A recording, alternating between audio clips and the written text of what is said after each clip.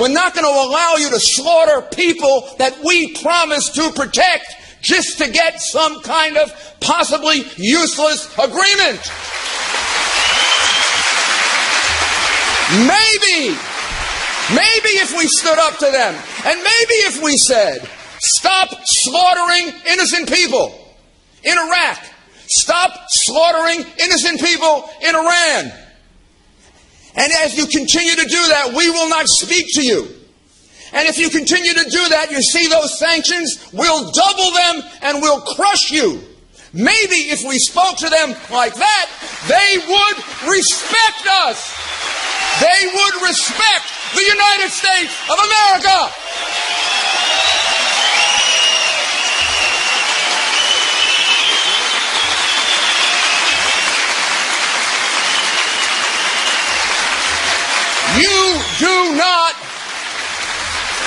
You do not become a supplicant to bullies. The history of the world is replete with examples of what happens to nations, even great ones, that become supplicants to bullies. What you do with bullies is you stand up to them.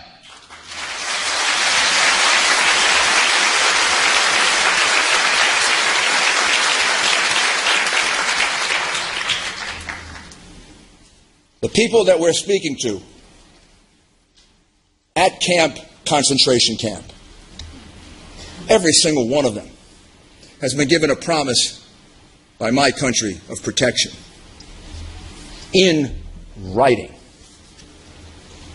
To me, to the Americans who have worked so hard on this, some now for 3 and 4 and 5 years, our heart is broken that our country has in this regard become so dishonorable. I can't imagine why or how this is happening. This isn't a complicated question. These people have been promised protection. Over 100 of them have been killed. It is quite clear they're being killed by the Iraqis. You would have to be a fool to come to some other conclusion. And unfortunately, we seem to have some fools in our government. You would have to be even a bigger fool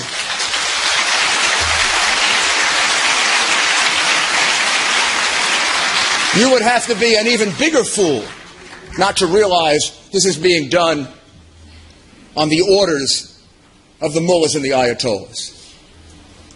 So, with that going on, what should we be doing? So I conclude with 4 recommendations. First, and most important, we must uphold our promise. We must keep our promise. There's only one way to keep our promise. The one way to keep our promise is to send American planes to Iraq and take every one of those people who are, I believe, in line for being killed, put them on an airplane and bring them to the United States of America. And then maybe my country can have its honor back again.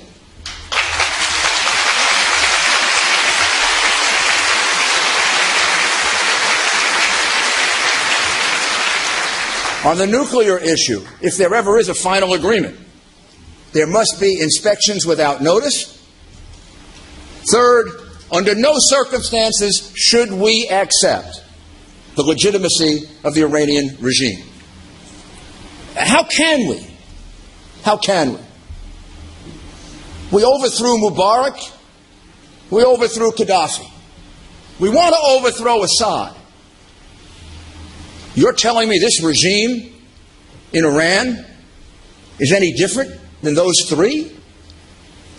In fact, it's much worse than those 3. In fact, it's a much bigger enemy of my country than those 3. In fact, it's killed many more Americans than those 3 combined. What kind of foreign policy can we have? What kind of respect in the world can we have?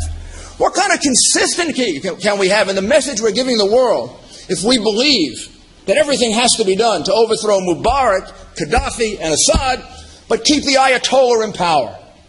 We cannot accept regime change.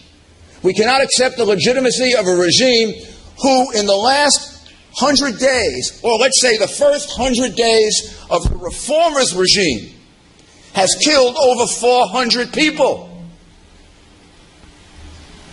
They're still murderers. They're still killers.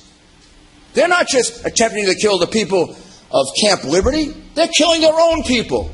4, 5, 6, 7, 8, 9, 10 a day under the reformer. Wake up! And finally, America should recognize that there is a democratic alternative to the regime in Iran. It exists. It's real. It has enormous support. It's gained credibility by the blood of its martyrs. And that alternative is the MEK. Recognizing that will put tremendous pressure. Recognizing that will put tremendous pressure on the Iranian regime. And more important than the Iranian regime, it will give hope to the people of Iran who desperately need hope.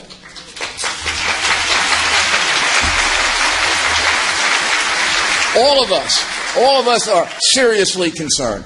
All of us are there to help. But the people most affected are the people at Liberty. And I say to them directly, you're not alone. You're not forgotten. And your sacrifices will be the building blocks on which your great peoples and your once great nation will get reestablished. And you will be the heroes of the future. Under Madame Rajavi's leadership, I know that everything will be done to deliver you, and that the freedom you achieve for your people is going to happen.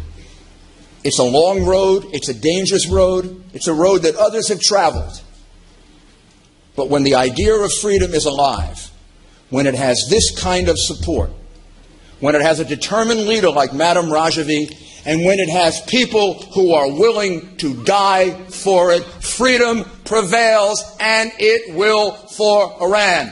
Thank you, and God bless you.